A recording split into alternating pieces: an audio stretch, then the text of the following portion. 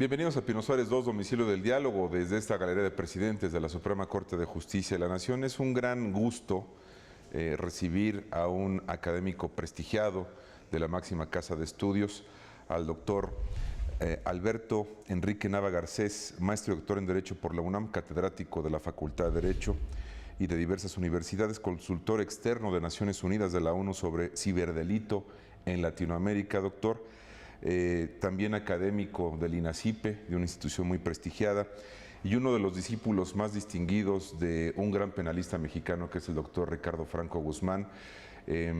Tu obra es muy importante, novedosa, aplicable a la realidad cotidiana.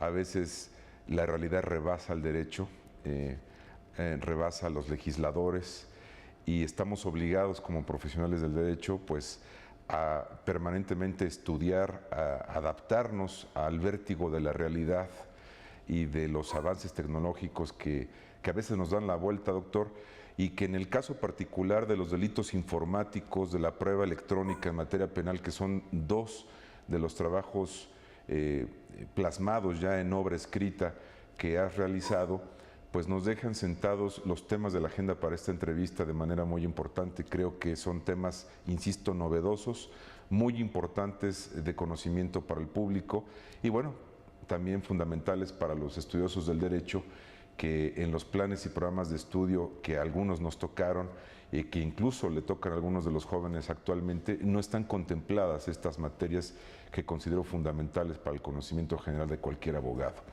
Pero dada esta introducción, quiero darte la bienvenida y agradecerte tu presencia y comenzar con el tema general. ¿Por qué te llama la atención como investigador abordar el tema de los delitos informáticos? Pues mira, Enrique, las nuevas tecnologías tienen consigo muchísimas bondades. La cuestión es que llevadas al derecho pueden representar bastantes retos, porque a través de las nuevas tecnologías se cometen nuevos tipos de conductas o conductas que se potencian gracias a este medio. En términos precisamente de la electrónica, tenemos tres momentos en particular que hay que distinguir. Uno, cómo se legisla en materia de delitos informáticos. Dos, cómo lo vamos a investigar el delito cuando éste se dé. Y tres, cómo lo vamos a llevar ante un juez. Y ahí pues obviamente nos vamos a enfrentar a otro problema. Las nuevas tecnologías dividen a dos generaciones, los que conocemos como nativos digitales y los que somos migrantes digitales, los que saltamos de la máquina Olivetti a la computadora. Ahí me vio representado, creo que de la misma generación contigo, ¿no? Así es. Entonces, en este terreno, desde hace ya bastantes años, junto con un amigo, el doctor Jorge Vasconcelos, él es ingeniero en sistemas, pues obviamente empezamos a abordar estos temas, él desde el punto de vista de la ingeniería y yo desde el punto de vista del derecho. Más tarde, también apoyado por otra ingeniera que por cierto trabaja en el Poder Judicial de la Federación, Alicia Rubí Guerra, pues obviamente pudimos embonar algunos temas de ingeniería y derecho para tratar de ser amigables con los ingenieros, con los abogados y tener un lenguaje en común, ¿no? Pero principalmente para que nuestros colegas en el derecho puedan aplicarlo. Doctor, ¿por qué es importante estudiar y analizar la perspectiva actual de los delitos informáticos? Por obvias razones, hay concurrencia importante de este tipo de conductas.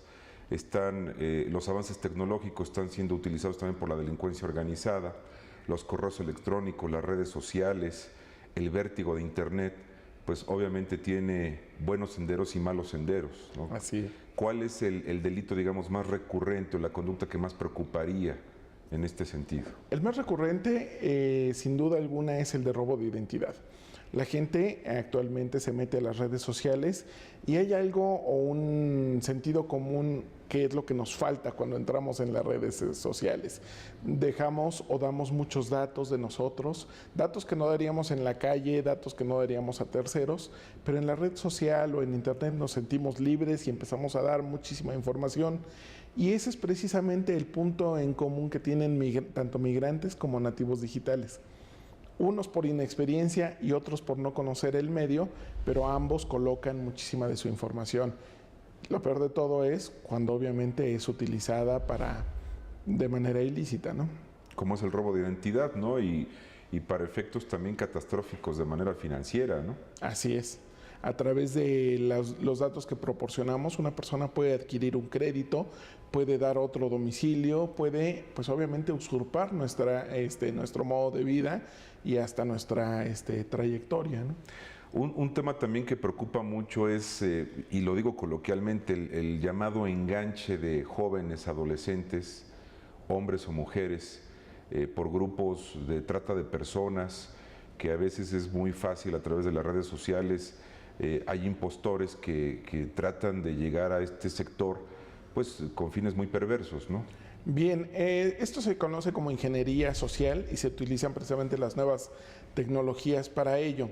¿En qué consiste? Las personas se fijan cuáles son las expectativas o los intereses de los usuarios de Internet y entonces, pues obviamente llaman la atención con nuevas expectativas laborales, con trabajos, es más, hasta con historias o falsas historias de amor, ¿no? La persona se engancha a través de la red con alguien que le endulza el oído y lo peor de todo es que no sabe que le están enganchando para una red de trata.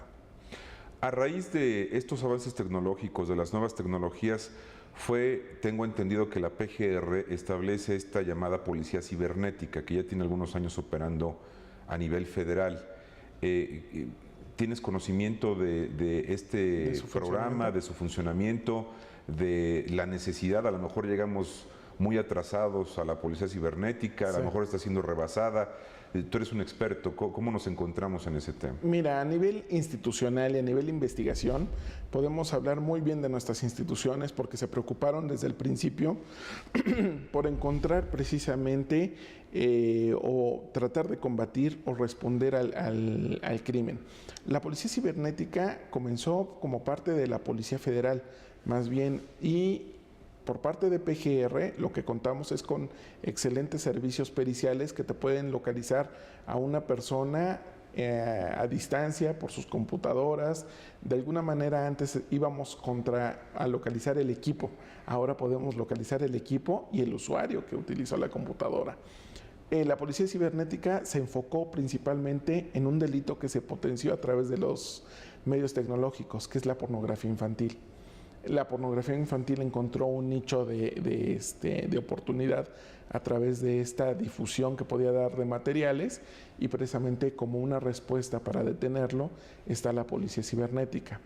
Uno de los retos que tiene tanto la policía cibernética como la investigación de estos delitos es la topología del delito, que puede ocurrir desde un servidor en Canadá o un servidor en Asia. Ese es de alguna manera lo que dificulta o ha dificultado el combate al delito informático, ¿no? La realidad rebasó al derecho en México en estas materias, doctor. Es decir, cuando nos dimos cuenta ya había pues muchos resortes que tienen que ver con la comisión de delitos, que tienen que ver con las nuevas tecnologías. Es decir, sí nos ha rebasado la realidad en este sentido. Se ha rebasado, por ejemplo, la legislación que siempre va reaccionando a los hechos de la vida cotidiana y no ha sido, digamos, un factor de prevención el que ha imperado en las decisiones para hacer las leyes. ¿Cómo nos encontramos en este sentido? ¿Sí nos han rebasado los hechos? Mira, los delitos informáticos se establecieron en el Código Penal Federal en 1999. El problema es que fue el año en que el Código Penal del Distrito Federal se separó de la Federación. Entonces los delitos informáticos quedaron atrapados nada más para cuestiones federales y en la legislación local no quedó mucho de los delitos informáticos. En 2001, cuando viene el famoso convenio de Budapest, que es un convenio contra la cibercriminalidad, México se mantiene al margen, todavía no se ha ratificado ese convenio y es precisamente donde se establecen los principios para el combate de estas conductas. En términos generales, hemos dado respuestas parciales a un problema general o a un problema global. Veo, porque he hojeado parte de los libros que se refieren a este tema, ¿tú no estás de acuerdo con que se tipifiquen específicamente delitos informáticos, sino que se les dé un tratamiento a la generalidad de los delitos que ya están en los códigos penales con las vertientes de las nuevas tecnologías. No sé si entienda bien Así es. la parte que tú atacas. En la cuestión precisamente primordial de los delitos, la mayor parte de los delitos que se cometen a través de la red es solamente a través del medio. De alguna manera, los delitos clásicos ya existen, no, ya están tipificados, y la única cuestión sería revisar en dónde está involucrado el medio y cuáles realmente serían los pocos delitos que serían específicamente informáticos, como el robo de información, por ejemplo, como el ataque o el robo de identidad, que sí tienen que ver nada más con una cuestión netamente informática. Sí, veo aquí en esta obra, que es Delitos Informáticos, del doctor Nava Garcés, en la introducción de este libro dices, y te cito, este trabajo aborda el tema de los delitos informáticos exponiéndolos como meras variaciones de otros delitos ya existentes. Resulta necesario que si se realiza una reforma legislativa, esta no se oriente por la creación indeterminada de tipos penales, sino por la de considerar la posibilidad de incluir el uso de computadoras como un medio para realizar este tipo de delitos. Una de las circunstancias que nos mueven a escribir este ensayo es la incertidumbre que vive el orden social al ser rebasado por la tecnología, que es parte de lo que comentábamos. Ahora, en este sentido, en las escuelas y facultades, ya se están dando herramientas a los jóvenes que quieren ser abogados para entender este tipo de vertientes en el derecho penal. Tenemos un código de procesos penales único ya en México, lo cual es un avance significativo importante, pero creo que todavía nos hace falta mucho que trabajar en el tema particular, doctor. Como te decía, es una cuestión cultural. Sí. Y precisamente el propósito de los libros era acercar a aquellas personas que venimos de tecnologías un poco más rupestres al hecho de poder aterrizar con las nuevas tecnologías y con el derecho, hacer un acoplamiento en ese sentido. ¿Por qué? Porque muchas veces las autoridades, cuando se enteran que el delito se ocurrió a través de una computadora, la respuesta más simple es apague la computadora, ¿no? Y eso no puede ser de ninguna manera una respuesta. Puede ser la respuesta de un ministerio público, ¿no? La cuestión es, no se trata de buscar una analogía o extender una analogía que está prohibida en el ámbito penal, pero sí distinguir cuando una conducta sí puede ser sancionada, sí puede ser atacada porque el delito ya existe. Donde no exista, pues obviamente legislar en esos puntos, y creo que sería pues una legislación muy breve lo que tendría que acoplarse. Ahora que tocas el tema del Código Nacional de Procedimientos Penales, es muy interesante porque el tema que ha causado mayor polémica es la famosa geolocalización. Sí. Ese es uno de los puntos. Que es un tema que llegó a la Corte, perdón que te interrumpa. Sí, y que de alguna manera está resuelto en la Corte. Está resuelto porque finalmente, ¿qué utiliza el secuestrador? El secuestrador utiliza el teléfono de la víctima. Pedir que no sea localizado es un absurdo, ¿no? En el hecho en el entendido precisamente de que la ley siempre se hace con un concierto de buena fe, con el hecho o con un propósito noble. Si se trata de geolocalizar para combatir el crimen, cualquiera podría estar de acuerdo en eso, ¿no? Nuevamente, a pesar de que salió ratificado en el Código de Procedimientos Penales esta fórmula de la geolocalización, se emprendió una nueva acción de inconstitucionalidad que me imagino que deberá ser resuelta en el mismo sentido que la anterior. Doctor, también hay un tema que va en un carril paralelo a lo que estamos platicando, que tiene que ver con el espionaje. Es decir, también hay conductas encaminadas, ilícitos, a espiar a las personas. Es decir, ha habido escándalos internacionales que han involucrado incluso al gobierno de los Estados Unidos por el tema del espionaje. Es decir, también es un punto a considerar en el análisis de las nuevas tecnologías y la comisión de delitos, me imagino. Fíjate que en el libro de prueba electrónica establecí cuál era el famoso dilema de Wikileaks. Que es ¿no? Exactamente. Es muy interesante también. El tema de Wikileaks, que después tuvo su secuela con el caso de Snowden. El hecho es que, por ejemplo, pusimos en relieve que el famoso, la obtención de información de Wikileaks no fue a través de ese hackeo que nos ponen en Hollywood, sino fue a través de una persona que fue con su disco compacto, obtuvo la información porque trabajaba ahí y se la llevó. La cuestión es, ¿cuál fue el dilema? La información que nos estaba dando Wikileaks, que no hubiéramos conocido de otra manera. No la estamos justificando, pero sí nos pone en una verdadera paradoja si ese acto ilícito no tenía fines finalmente de divulgación, que tendrían que ser conocidos por la población. Eso es verdaderamente una paradoja, ¿no? Lo mismo pasa con el caso de Snowden.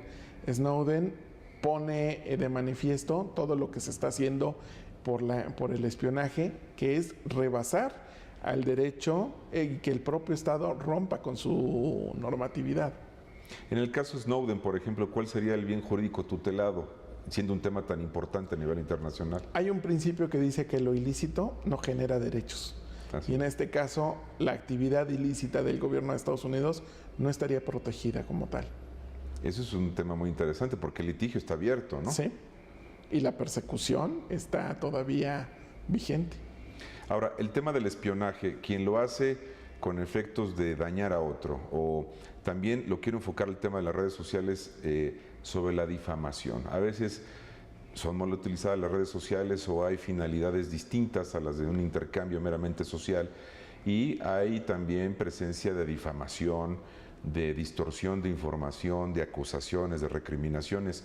¿Cómo regular todo esto que parece un abismo frente a nosotros? El problema, como diría el conde Lucanor, es que no se regule a tiempo. El problema es, parafraseándolo, el hecho de dejar que las cosas sigan, de dejar que las cosas sucedan y después tratar de ponerle un tope a eso es bastante difícil. Por ejemplo, son distintas los tipos de redes, los tipos de asociaciones en las que uno se mete. Y hay que distinguir también el perfil de la propia red, ¿no? Hay redes que son libérrimas en cuanto a su expresión, en cuanto al insulto fácil, etcétera. Pero finalmente tenemos un país de leyes donde, si bien no es el ámbito penal, las cuestiones de carácter o los derechos de daño moral, pues son vigentes y deberían de ejercitarse.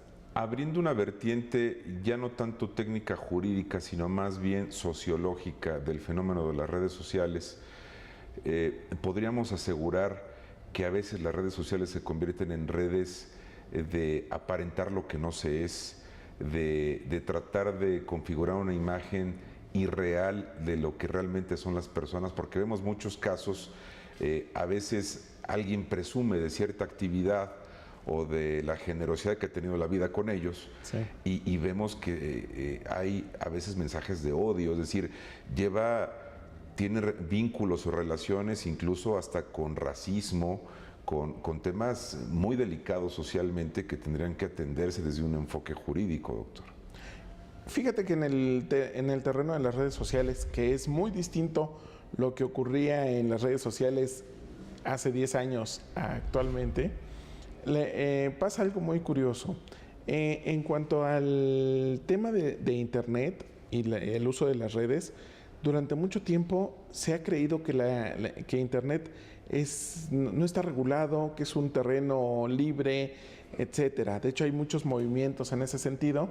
Y hace poquito hice una compilación de cuánto se regulaba en materia de nuevas tecnologías.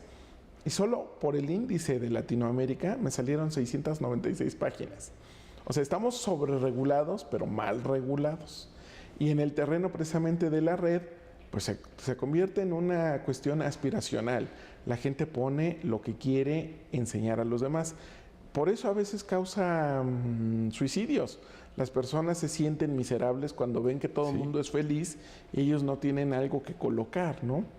¿Tienes Cuando casos en realidad es documentados una sobre cuestión, fíjate que ha salido en muchos medios el caso de gente que se ha suicidado por no tener precisamente lo que sus demás amigos tienen, lo que cuenta su propia generación. Lo que dices, esta lucha Cuando no aspiracional, sabes, ¿no? Sí. cuando no sabes si realmente lo que están colocando es cierto, porque tienen la facilidad de vivir otra vida a través de la red. Es como una segunda oportunidad. Por ejemplo, en los países asiáticos existe un programa que se llama Second Life, que no nada más es la red, sino que la persona se reinvente, haga de sí lo que quería realmente ser, más delgado, más alto, sin usar lentes, etcétera. Vaya, finalmente se hace una forma de vida. Y precisamente tiene aplicaciones para comprarse ropa, autos. Obviamente no es lo mismo comprarse un bolso o un coche de marca a una aplicación que te cuesta $1, $2 y ya lo vestiste a tu avatar de marca con un carrazo y demás. Y el problema es que se roban ese avatar. Y entonces están robando su segunda vida y las personas caen en crisis por ese tipo de cuestiones. Como especialista y gran conocedor de este tema, porque lo has investigado y lo sigues haciendo, ¿cuáles serían las principales recomendaciones desde el punto de vista jurídico, pero también emotivo, del manejo personal en las redes sociales? Bueno, la primera regla, y yo creo que debe ser una regla de oro, usar el sentido común.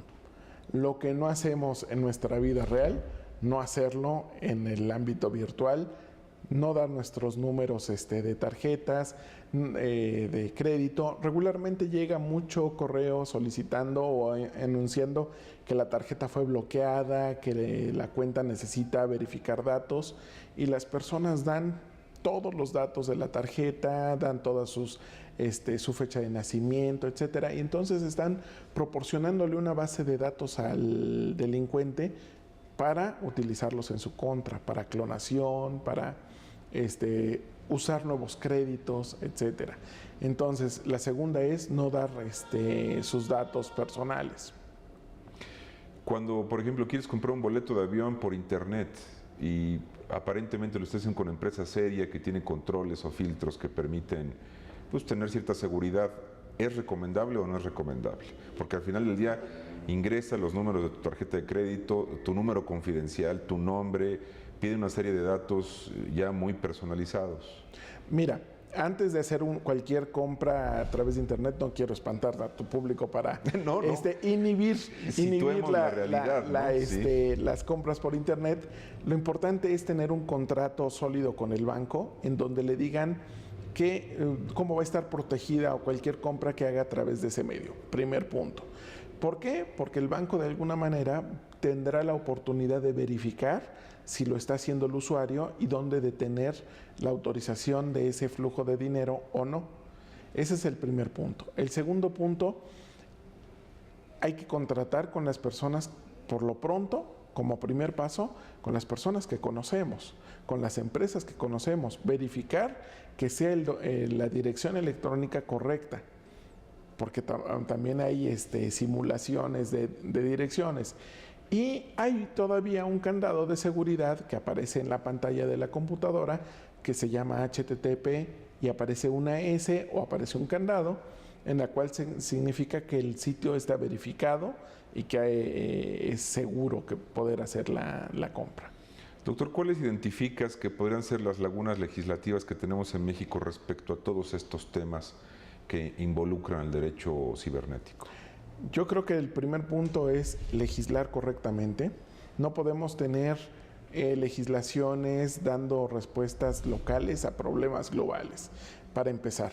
Yo creo que ya dimos un paso cuando hemos hecho modificaciones en el artículo 73 de la Constitución, donde determinados delitos se han convertido en relevantes y la legislación es general para todos. Yo creo que los delitos informáticos deberían ocupar precisamente un sitio dentro de las fracciones del artículo 73. Segundo punto, pues obviamente requerimos de una cuestión de cultura en el uso de las computadoras. No se trata nada más de que haya internet para todos, ¿sí? Porque entonces no estamos ampliando un derecho, sino ampliando un mercado a ciegas y obviamente poniéndole a los delincuentes un mercado potencial para sus actividades. Eres consultor externo de Naciones Unidas en estos temas. ¿Cuáles son los aspectos que más preocupan a Naciones Unidas en Latinoamérica respecto a este tema? La cuestión que más le preocupó en su momento a Naciones Unidas fue la incidencia de los delitos, cuáles eran las legislaciones que estaban combatiendo realmente a la cibercriminalidad y cuáles definitivamente no se estaban atendiendo, quiénes estaban acercándose o quiénes estaban analizando Budapest en su momento, y lo sorpresivo fue que cuando hicimos ese estudio solamente Argentina estaba estudiando la posibilidad de entrar al Convenio de Budapest. En términos generales, había muchos países en Latinoamérica que no daban una respuesta porque no se sentían un blanco fácil o un blanco para la cibercriminalidad internacional. Ahí saltamos precisamente de algo que se conoce como ciberdelincuencia a algo que se llama ciberseguridad, que tiene que ver con la cuestión estatal. ¿Qué pasaría con el Estado ante un ataque o ante una denegación de servicio que le quitara el servicio de las nuevas tecnologías? Por otro lado, también es muy interesante el aspecto político del uso de las redes, por ejemplo, de Internet. Hemos visto que, por ejemplo, en el caso de Egipto, se estructuró la organización de una revolución social a través de Twitter. Es decir, el efecto político que puede llegar a tener la organización social a través de una red por Internet es impresionante.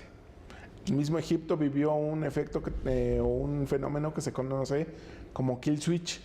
¿Qué significa? Bajar el switch de Internet para pensar que ya desconectados ya no va a pasar nada. El problema es que para cuando bajaron el switch en enero de 2012, más o menos 2011, pues ya la gente ya estaba organizada, tarde, ¿no? Ya estaba organizada. O las tendencias de algunos gobiernos, no lo cuestiono, es decir, no lo califico, pero por ejemplo en Venezuela se hablaba de la posibilidad de censurar o de no permitir el uso de estas redes sociales, obviamente por no tener efectos contraproducentes a intereses políticos.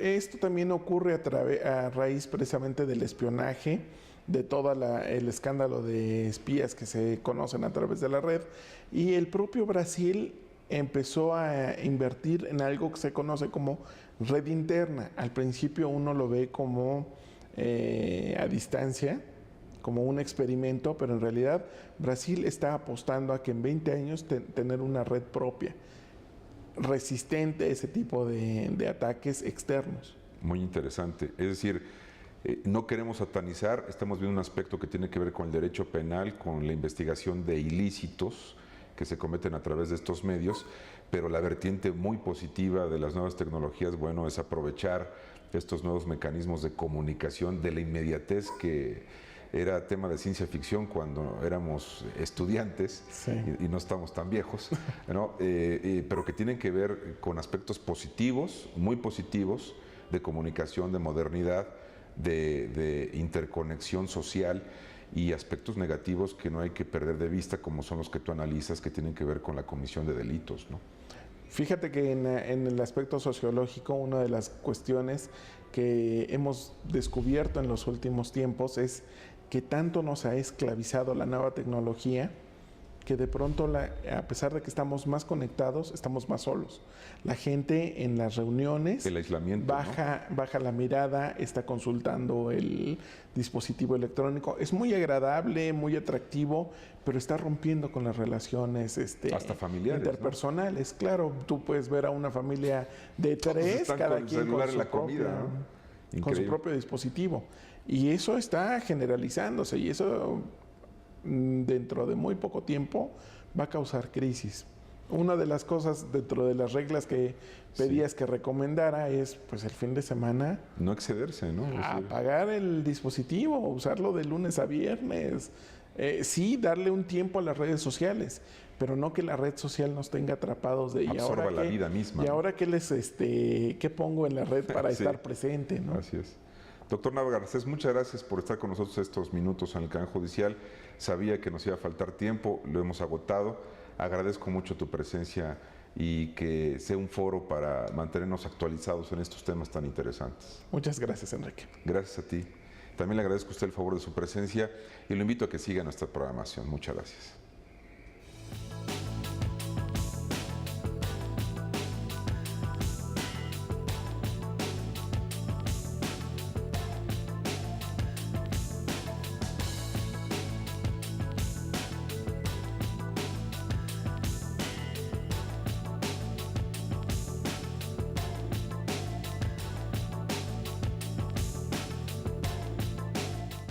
Thank you.